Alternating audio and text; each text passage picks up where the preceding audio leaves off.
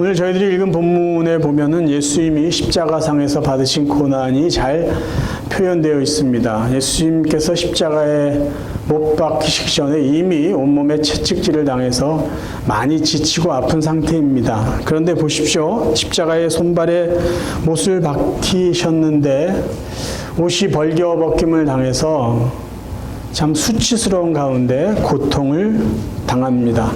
지나가는 사람은 그냥 지나가지 않고 예수님을 모욕합니다. 여러분, 죽어가는 사람을 모욕한다는 것은 굉장한 정말 악한 행동이 아닐 수가 없습니다.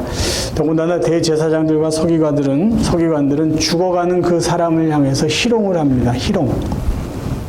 사람으로 할 수 없는 일이에요. 그리고 정말 죽을 죄를 지은 강도들이 예수님과 같이 죽어가면서 그 죄인들마저도 예수님을 욕하고 있습니다. 육체적인 고통뿐만 아니라 치욕과 희롱과 수치를 당하고 있습니다. 그래서 힘들어서 아버지께 이렇게 절규를 하죠. 아버지, 왜 나를 버리십니까? 왜 이렇게 초라하게 저를 만드셨습니까?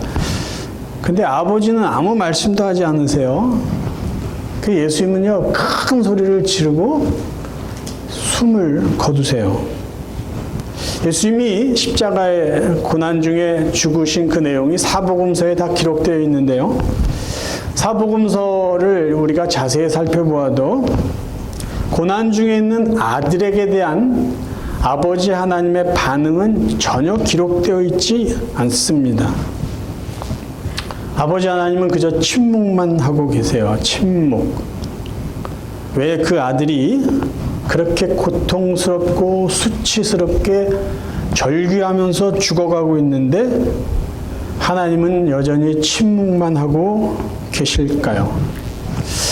오늘 여러분과 함께 살펴보고 싶은 것은 하나님의 침묵이에요.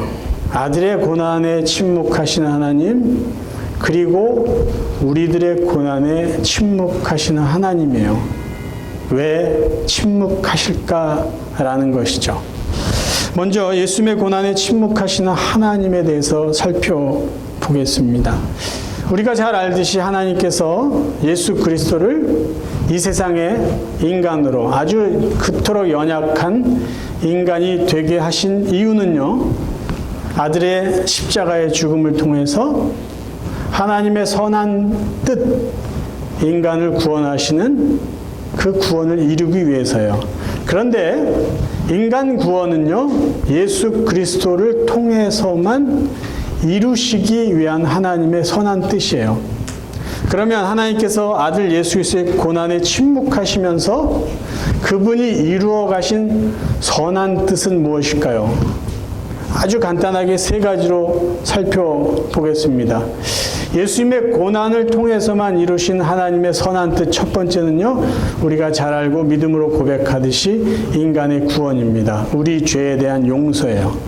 먼저 로마서 10장 9절 10절을 읽어드립니다. 네가 만일 네 입으로 예수를 주로 시인하며 또 하나님께서 그를 죽은 자 가운데서 살리신 것을 네 마음에 믿으면 구원을 받으리라. 누구든지 주의 이름을 부르는 자는 구원을 받으리라. 아멘. 하나님의 선한 뜻, 인간의 죄를 용서해 주시고 인간을 하나님의 자녀 삼아 주시고 인간을 구원하시기 위한 그 아름답고 선한 뜻을 이루기 위해서 하나님은 예수님을 고난 가운데 내버려 두셨어요. 만약에 아들의 고난이 너무 가엾어서 그 아들의 고난을 조금이라도 덜어주셨다면 하나님이 인간의 죄를 완전히 깨끗하게 용서하실 수 있었을까요? 예수 그리스도의 죽음이 없었다면 우리 죄가 용서받을 수 있었을까요? 그래서 아버지는 아들의 죽음에 침묵하실 수밖에 없었다는 것이죠. 우리의 유익을 위해서, 우리의 구원을 위해서. 두 번째는요, 하나님은 예수님의 고난을 통해서요, 예수님 자신을 유익되게 하셨습니다. 어떤 유익일까요? 빌립보서 2장 8절부터 먼저 읽어드리겠습니다. 사람의 모양으로 나타나서 자기를 낮추시고 죽기까지 복종하셨으니 곧 십자가에 죽으심이라. 이러므로 하나님이 그를 지극히 높여 모든 이름 위에 뛰어난 이름을 주사 하늘에 있는 자들과 땅에 있는 자들과 땅 아래에 있는 자들로 모든 무릎을 예수의 이름에 꿇게 하시고 모든 입으로 예수 그리스도를 주라 시인하여 하나님 아버지께 영광을 돌리게 하셨느니라. 하나님이 아들 예수 그리스도를 고난 가운데 내버려 두시고 그 이후에 그 아들을 어떻게 높여주셨냐? 하늘과 땅에 있는 모든 자들이 예수 앞에 무릎을 꿇게 하십니다. 예수님을 가장 존귀한 자로 높여주세요. 그리고 놀라운 것이 있어요. 뭔지 아세요? 구원을 하나님을 통해서 이루시지 않았고요. 예수 그리스도를 통해서 이루게 하셨어요. 그래서 사람들이요, 하나님을 부르면 구원받는 게 아니라 예수를 그리스도로 고백하기만 하면 구원받게 해주셨어요. 구원자를 예수 그리스도가 되게 하셨다는 거예요. 무엇을 통해서요? 예수 그리스도의 고난을 통해서. 세 번째는요, 하나님 자신의 영광을 위해서입니다. 로마서 3장 25절. 이 예수를 하나님이 그의 피로써 믿음으로 말미암는 화목제물로 세우셨으니 이는 하나님께서 길이 참으시는 중에 전에 지은 죄를 간과하심으로 자기의 의로우심을 나타내려 하심이니 곧 이때에 자기의 의로우심을 나타내사 자기도 의로우시며 또한 예수 믿는 자를 의롭다 하려 하심이라. 예수님을 십자가에 죽게 하신 것은요, 하나님이 죄인을 얼마나 사랑하시는지를 보여주신 것이고요, 하나님이 죄를 얼마나 미워하시는지를 동시에 보여주시는 그림이에요. 그러니까 하나님은 예수 그리스도의 고난을 통해서 하나님의 의로우심과 죄에 대해서 얼마나 의롭고 죄인인 인간을 얼마나 사랑하셨는지를 아주 적나라하게 보여주셨어요. 만약에 예수님의 고난이 없었다면 하나님의 의로우심, 하나님의 영광도 그렇게 정확하게 드러내실 수 없었습니다. 왜 하나님이 예수 그리스도의 고난에 침묵하셨어야만 했을까요? 우리의 구원을 위해서요. 예수 그리스도의 그 높음, 그 다음에 하나님의 영광을 위해서였다라는 것이죠. 그러면 하나님은 왜 저희들의 고난에 침묵하실까요? 만약에 하나님께서 우리의 고난을 통해서만 이루시고자 하는 하나님의 선한 뜻이 있다면 하나님은 우리의 고난에 침묵하실 거예요. 좀 더 구체적으로 살펴보겠습니다. 하나님이 저희들의 고난에 침묵하시는 첫 번째 이유는요, 우리에게 그 고난이 유익하기 때문이에요. 성경은 하나님은 사랑이시다라고 말합니다. 하나님은 사랑이시다, 이것을 가장 쉽게 표현하면요, 하나님은 우리에게 좋은 것을 주시는 분이다라는 거예요. 악한 것을 거둬주시고 좋은 것을 주시는 분, 그 하나님을 사랑이라고 표현해요. 그러면 왜 고난이 하나님의 무관심이 아니고 관심이고, 왜 고난을 통해서 하나님은 우리를 유익되게 하실까요? 우리를 사랑하시기 때문이에요. 고난조차도 우리에게 유익이 된다면 그 고난을 내버려 두시고 고난을 통해서 우리가 더 유익되게, 성숙되게 만드시기 위한 하나님의 최선의 사랑이라는 거예요. 고난조차도 우리의 유익을 위해서 사용하시는 그 하나님의 사랑. 여러분, 고난에 대한 이해 중에요, 이해하기 어려운 역설적인 결과들이 있어요. 그것은 뭐냐면요, 이건 많은 사람들의 고백입니다. 실제로 여기 계신 여러분들의 고백이기도 해요. 인생의 밑바닥을 쳐본 그 고난을 경험한 분들의 수많은 간증을 여러분들은 들어보셨을 거예요. 그 간증의 내용은요, 내가 전에보다 영적으로, 인격적으로 더 성숙해졌다라는 거예요. 물질을 다 잃어버리는 고난을 겪은 어느 분이 이야기를 해요. 물질을 다 잃고 났더니 하나님을 얻었다. 어느 분은요, 건강을 다 잃었어요. 근데 그때 하나님을 만났대요. 그때 내가 내 자신을 정신 차리고 바르게 살게 되었다는 거예요.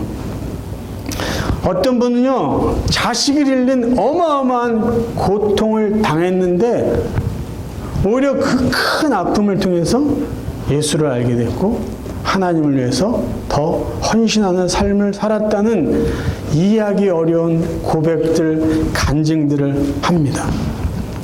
힘든 경험을 하고 났더니 내가 예수를 믿게 됐어요.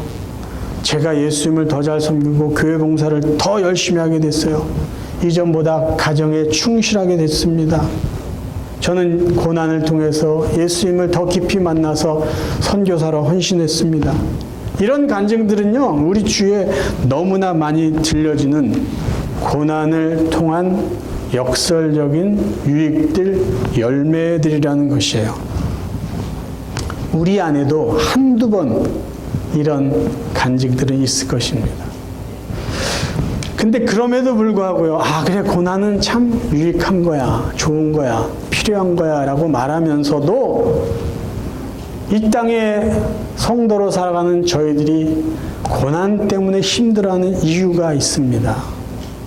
그 이유는요, 내가 구원받은 성도로 이 세상에서 살아가는 목적을 바르게 이해하지 못하고 있기 때문이에요. 이스라엘 백성들의 예를 들어보겠습니다. 애굽에서 노예 생활하던 이스라엘 백성을 하나님이 은혜로 자유롭게 구원해 주셨어요. 그런데 애굽에서 자유인이 된 이스라엘 백성들이요, 광야에서 지내는 동안요, 우리가 잘 아는 대로 너무나 제가 많이 반복해서 알아요. 먹을 것 때문에, 마실 것 때문에 불평하고 원망해요. 왜 그랬을까요? 왜 그들은 그렇게 힘들어했고 지도자 모세를, 더군다나 하나의 마음을 그렇게 아프게 했을까요? 그들이 애굽에서 구원받은 진정한 목적을 명확하게 이해하지 못했기 때문이에요. 자, 하나님은 왜 그들을 애굽의 노예에서 구원해 주셨을까요? 출애굽기 2장, 하나님이 그들에게 주목하신 그 내용부터 한번 살펴봅니다. 여러 해 후에 애굽 왕이 죽었고 이스라엘 자손은 고된 노동으로 말미암아 탄식하며 부르짖으니 그 고된 노동으로 말미암아 부르짖는 소리가 하나님께 상달된지라. 하나님이 그들의 고통 소리를 들으시고 하나님이 아브라함과 이삭과 야곱에게 세운 그의 언약을 기억하사 하나님이 이스라엘 자손을 돌보셨고 하나님이 그들을 기억하셨더라. 하나님이 이스라엘 백성을요, 단순히 힘들어하기 때문에 그들을 구원해 주신 게 아닙니다. 그들은 여전히 힘들었어요. 오랫동안 힘들어왔어요. 그런데 하나님이 그들의 힘듦과 동시에 무엇을 합해서 그들을 구원해 주셨냐면요, 아브라함과 이삭과 야곱과 세운 언약을 합해서 그들을 구원해 주세요. 그 아브라함과 세운 그 언약은 무엇일까요? 창세기 12장 2절 읽어드립니다. 내가 너로 큰 민족을 이루고 내게 복을 주어 내 이름을 창대하게 하리니 너는 복이 될지라. 너를 축복하는 자에게는 내가 복을 내리고 너를 저주하는 자에게는 내가 저주하리니 땅의 모든 족속이 너로 말미암아 복을 얻을 것이라 하신지라. 아브라함을 축복하시겠다는 약속, 너를 복이 되게 해주겠다는 약속, 그리고 너의 후손을 창대케 해주겠다는 약속의 목적은요, 3절 후반부에 있어요. 땅의 모든 족속이 너로 말미암아 복을 얻을 것이라, 이거예요. 아브라함 너 하나 잘 먹고 잘 살기 위해서 하나님이 그 큰 계획을 세우신 게 아니라는 거예요. 하나님은 이 아브라함에게 주신 약속을 몇 차례 반복해서 확인해 주십니다. 그 중에 하나가 창세기 17장 8절이에요. 내가 너와 네 후손에게 네가 거류하는 이 땅 곧 가나안 온 땅을 주어 영원한 기업이 되게 하고 나는 그들의 하나님이 되리라. 이 뒷부분도 굉장히 중요합니다. 나는 그들의 하나님이 되리라. 좀 종합해서 설명을 드리면 아브라함에게 하신 약속, 내가 너로 하여금 수많은 사람의 그런 조상이 되게 하고, 그러니까 너의 후손을 많게 하고 너에게 가나안 땅이라는 이 좋은 땅을 주겠다. 그 이유는 뭐냐? 내가 너의 하나님이 되어 너희들을 축복하면서 너희들을 통해서 다른 사람들을 축복해 주겠다라는 말씀이에요. 그게 하나님이 아브라함과 후손들에게 약속하신 언약이고, 그것을 이루기 위해서 이스라엘 백성들을 드디어 후손이 창대케 된 그들을 약속하신 가나안 땅으로 보내시기 위해서 그들을 애굽의 노예에서 구원해 주셨습니다. 그게 하나님의 목적이에요. 약속이에요. 근데 이스라엘 백성은 어떻게 생각했죠? 하나님이 우리를 애굽에서 건져주신 것은 애굽에서 사는 것보다 더 잘 먹게 하기 위해서, 애굽에서 노예로 지내는 것보다 더 편하게 하기 위해서 건져주셨을 거야 라고 생각을 해요. 그래서 그들은 늘 뭘 비교하냐면 애굽 생활과 지금 광야 생활을 비교합니다. 그래서 먹고 있는 걸 비교해요. 뭐가? 애굽에서 먹던 거. 이거는 애굽에서보다 못 먹는 것 같은데, 그런 불평을 해요. 이렇게 지내는 건 차라리 노예로 있는 것보다 더 불편한 것 같아. 그런 원망을 합니다. 그래서 이렇게 살게 하려고 우리를 노예의 삶에서 자유했어? 차라리 노예로 지나면서 마음 편하게 먹고 그렇게 지내는 게 여기보다는 낫겠다라는 거예요. 그들이 하나님의 구원의 큰 뜻을 제대로 이해했다면 애굽과는 절대로 비교하지 않았을 겁니다. 만약에 저희들도요, 예수를 믿어서 구원받은 것이 예수 안 믿는 사람보다 좀 더 잘 사는 것으로 알고 계시다면, 그리고 예수 믿기 전보다 좀 더 편하게 사는 것이다 라고 잘못 알고 계시다면, 지금 살 때 조금 어려움을 당하면요, 힘든 거예요. 어려운 거예요. 버티기 고통스러운 거예요.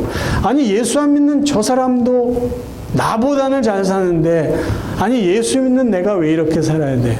왜 나는 예수 믿고 나서 아파야 돼? 나는 예수 믿고 났는데도 왜 이렇게 힘들게 살아야 돼?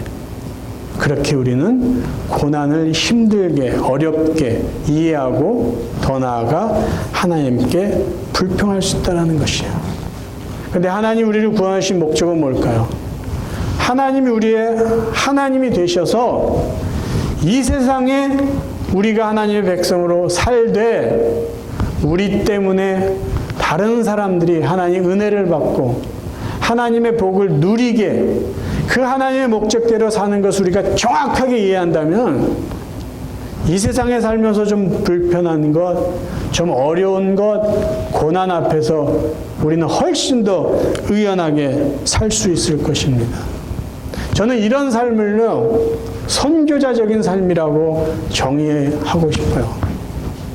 여러분, 선교사들이요, 현지인들과 같이 살 때 힘든 거 몰라서 거기 나가서 선교할까요? 자기가 지금 집에서 사는 것보다 더 편하려고 현지인들하고 같이 살까요? 그리고 그분들이 더운 날씨에 에어컨도 없이 선풍기도 중간중간 전기가 끊어져서 제대로 선풍기 바람도 쐬지 못하고 더운 여름을 지날 때 그것 때문에 이게 고난이라고 생각하면서 하나님 앞에 불평할까요? 그렇지 않아요. 나는 이렇게 사는 것이 하나님 앞에서 당연한 것이다라고 그들이 여기기 때문에 비록 힘들고 덥고 때로는 아프지만 그냥 그것을 감당하며 사는 것이에요. 왜? 자기가 어떻게 살아야 되는지를 정확하게 이해하고 있기 때문입니다. 두 번째요, 하나님께서 저희들의 고난에 침묵하신 이유는요, 다른 사람의 유익을 위해서요. 내 고난이 다른 사람에게 유익을 준다면요, 놀랍게도 하나님은 저의 고난에 침묵하신다는 거예요. 그것을 성경의 예를 통해서 한번 살펴보겠습니다. 사도행전에 보면은요, 특별히 8장에 보면 초대교회의 대대적인 핍박이 시작돼요. 얼마나 핍박이 심했냐면요, 사도들 외 모든 사람들이요 다 흩어져요. 교회에 나오지 못하는 정도가 아니라요, 집에서도 다 도망을 칩니다. 대단한 핍박이에요. 그 내용을 한번 읽어봅니다. 사도행전 8장 1절이에요. 사울은 그의 죽음당함을 마땅히 여기더라. 그의 죽음은 스데반의 죽음이에요. 그날에 예루살렘에 있는 교회에 큰 박해가 있어 사도 외에는 다 유대와 사마리아 모든 땅으로 흩어지니라. 사울이 교회를 잔멸할세 각 집에 들어가 남녀를 끌어다가 옥에 넘기니라. 그 흩어진 사람들이 두루 다니며 복음의 말씀을 전할세 빌립이 사마리아 성에 내려가 그리스도를 백성에게 전파하니 그 성에 큰 기쁨이 있더라. 여기 중요한 내용이 있는데요. 교회에 핍박이 생겼어요. 근데 이 이야기는 어디로 흘러가냐면 사마리아로 흘러가요. 다 흩어졌는데 빌립이라는 사람이 그 핍박 때문에 어떻게 말하면 도망쳤는데 어디로 도망을 치냐면요. 사마리아 성으로 도망쳐요. 그리고 그곳에서 예수 그리스도의 복음을 전하고 그 성의 사람들이 큰 기쁨을 맛보고 예수를 그리스도로 고백하며 구원을 얻습니다. 근데 여러분 빌립이라는 이 사람이요 사마리아 성에 갔다는 건 대단히 중요한 의미가 담겨 있어요. 왠지 아세요? 사도행전 11장에 보면 그때의 스데반의 일로 일어난 환란으로 말미암아 흩어진 자들이 8장의 이야기가 11장에도 동일하게 기록이 되어 있어요. 어디죠? 환란으로 말미암아 흩어진 자들이 베니게와 구브로와 안디옥까지 이르렀어요. 근데 중요한 말이 뭐라고 되어 있냐면요. 유대인에게만 말씀을 전했다라고 되어 있어요. 유대인들은요. 유대인만 하나님을 사랑한다고 생각했어요. 그리고 우리가 잘 알듯이요. 사마리아 사람은요. 이방 사람들보다 더 미워했어요. 역사적인 그 내용들 아시죠? 그러니까 유대인들은요. 정통 유대인들은 사마리아 사람이 하나님의 사랑을 받아서 구원받는다. 이런 상상도 못했던 일이에요. 그런데 왜 빌립이 사마리아 성에 갔을까요? 자, 먼저 이야기할게요. 교회 핍박이 없었다면 빌립은 사마리아 성에 가지 않았을까요? 사마리아에 가지 않았다면 사마리아 사람들이 구원받지 못했을 거예요. 그러면 왜 빌립이라는 사람은 사마리아 성에 갈 수 있었을까요? 사도행전 11장에 유대인들은 유대인에게만 갔다고 나와 있는데 빌립도 유대인인데 왜 거기 갔을까요? 사도행전 6장을 보면은요. 교회 안에 문제가 생겨요. 분쟁이 생겨요. 어떤 일이냐면 헬라파에 속해 있는 과부들과 히브리파에 속해 있는 과부들을 교회에서 구제해 줬는데 도움을 줬는데 자꾸 헬라권에 속해 있는 그분들이 빠지는 거예요. 구제품을 전달하는데 자꾸 빠지니까 불만이 생겨서 네 쪽, 내 쪽 파가 갈리는 거예요. 여러분 아시잖아요. 교회 안에 파가 갈리면 이게 굉장히 힘들어요. 교회가 쪼개질 수도 있어요. 그때 사도들이 그 문제를 해결하기 위해서 7명의 집사를 세웁니다. 좀 빨리 설명드릴게요. 그 7명은 다름 아닌 헬라권에 익숙해 있는 쉽게 말하면 1.5세들이었어요. 만약에 그때 7명의 집사를 정통 유대인들만 세웠다면 8장에 핍박이 일어났을 때 흩어진 그 집사들이 어디로 갔을까요? 각 지방에 갔을 때 유대인들만을 찾아갔을 거예요. 그런데 1.5세 헬라권에 익숙해 있는 정통 유대인이 아닌 외국 문화에 익숙해 있는 헬라권에 속한 유대인을 집사로 세웠더니 결국 그 집사 중에 한 명이 정통 유대인들이 미워하고 경멸하는 사마리아 사람을 찾아갈 수 있었다는 거예요. 정리하겠습니다. 교회 안에 분란이라는 고난에 하나님은 침묵하셨어요. 하나님의 교회가 이렇게 시끄러운데 왜 가만히 계세요? 그런 이야기들이 나왔을지도 몰라요. 근데 하나님이 가만히 계셨어요. 그리고 그 안에서 7명의 집사를 세웠는데 그 집사가 헬라권 유대인들이었어요. 그리고 시간이 지났는데 교회에 외부적인 핍박이 생겨요. 근데도 그때 하나님이 침묵하셨어요. 하나님의 교회의 백성들이 이렇게 어려움을 당하고 있는데 왜 침묵하십니까? 가만히 계세요. 하나님이. 할 수 없이 다 도망을 갔어요.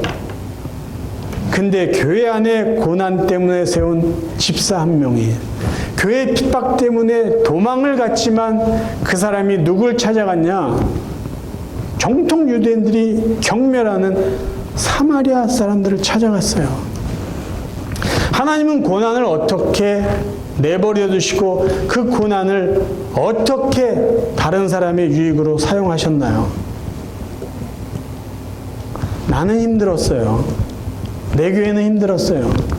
근데 결국 하나님의 구원의 메시지는요, 사마리아 사람에게, 이방 사람들에게 퍼질 수 있게 되었다라는 것이에요.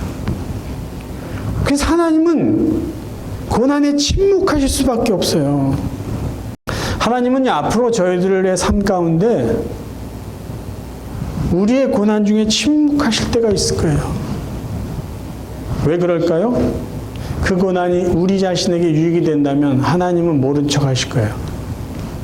그리고 그 고난이 우리의 고난 때문에 누군가가 하나님의 은혜를 받을 그런 일이 하나님은 알고 계시다면 하나님 우리의 고난에 침묵하실 거예요.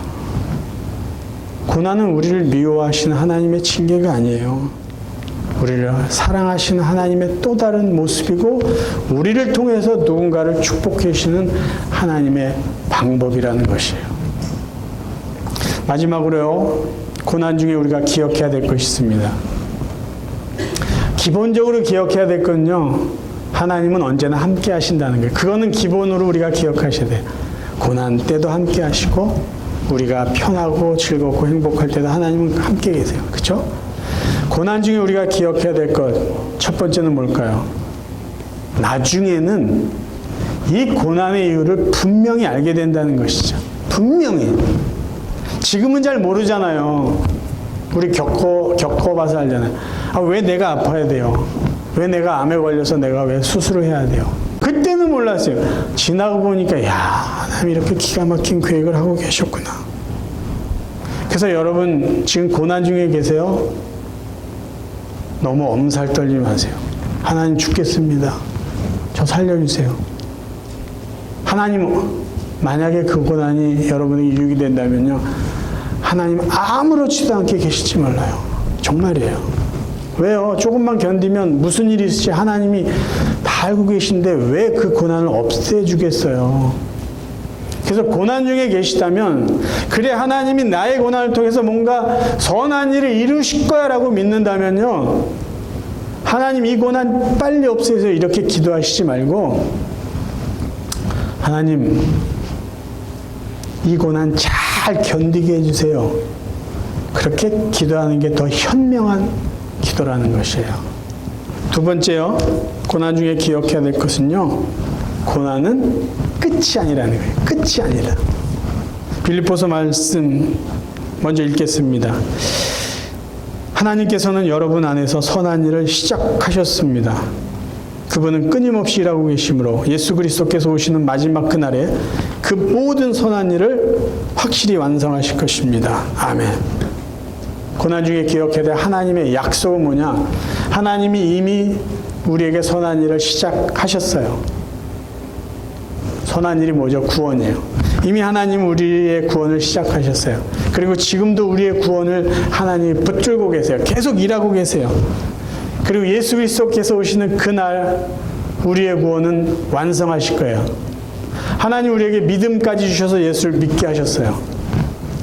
그리고 그 예수님의 은혜로 지금도 살게 하세요. 그리고 그분이 다시 오실 때 우리의 구원이 완전히 끝날 거예요. 그 하나님의 약속을 우리가 고난 중에 반드시 기억해야 된다는 거죠. 이 약속에는 어디가 무엇까지 포함되어 있냐면 눈물과 고통과 아픔과 죽음조차 없는 하늘나라 천국을 준비해 놓으셨다는 그 부활의 소망, 천국의 소망까지 우리는 갖고 있어야 된다는 거예요. 지금 너무 힘들어요. 죽을 것 같아요. 죽어도 괜찮아요. 왜요? 천국 우리에게 있기 때문에. 그래서 고난 중에 반드시 기억해야 될 것, 하나님의 약속이에요. 하나님의 약속. 내가 너를 붙잡고 있다. 내가 너를 구원했다. 내가 너의 구원을 완성할 것이다. 내가 너를 위해서 천국을 준비해놓고 기다리고 있다라는 것이에요. 사랑하는 성도 여러분, 우리 장로님도 오늘 기도하셨지만요, 지금 저희들은요, 코로나19 사태가 끝나지 않았어요. 작년 3월부터 이렇게 여기까지요, 상황이 바뀐 게 없어요. 단지 익숙해졌을 뿐이에요. 우리의 안에 있는, 우리 주위에 있는 위협이 사라지지 않았어요. 조금 익숙해지고 백신 맞은 것 때문에 조금 여유가 생긴 것뿐이에요. 평생 이렇게 살아야 되는가 그런 예측들도 하고 있어요. 앞으로 도대체 어떤 일이 생길까? 기후변화, 정신없어요. 세계 소식을 접할 때마다 야 진짜 말세구나. 이게 이러다가 우리 자녀들은 어떻게 살까? 그런 걱정을 안 할 수가 없어요. 우리는 그냥 고난 안에 살고 있어요. 그러면 이때 우리가 다시 한번 붙잡고 기억해야 될 게 뭘까요? 하나님은 고난을 통해서 반드시 선한 것을 이루실 것이요. 그 믿음이에요. 그 믿음이 우리 안에 분명히 있다면요. 고난 중에도 우리는 찬송할 수 있고요. 고난 중에 천국을 바라볼 수 있고요. 고난 중에도 즐거워할 수 있다는 것이죠. 이제 저와 여러분 남은 삶이요. 고난은 계속될 겁니다. 그리고요. 고난 중에 하나님이 침묵하실 거예요. 그럼에도 불구하고 우리가 그런 삶을 삶에도 우리가 하나님이 이루실 선한 것을 분명히 믿고 있다면 우리는 이 남은 삶을 어떻게 살 것인지 이미 답을 알고 있습니다. 믿음으로 사시면 돼요. 고난 중에 찬송하시면 돼요. 고난 중에 천국을 바라보시면서 하늘나라를 소망하며 사시면 됩니다. 그런 남은 삶이 되기를 주님의 이름으로 축원합니다.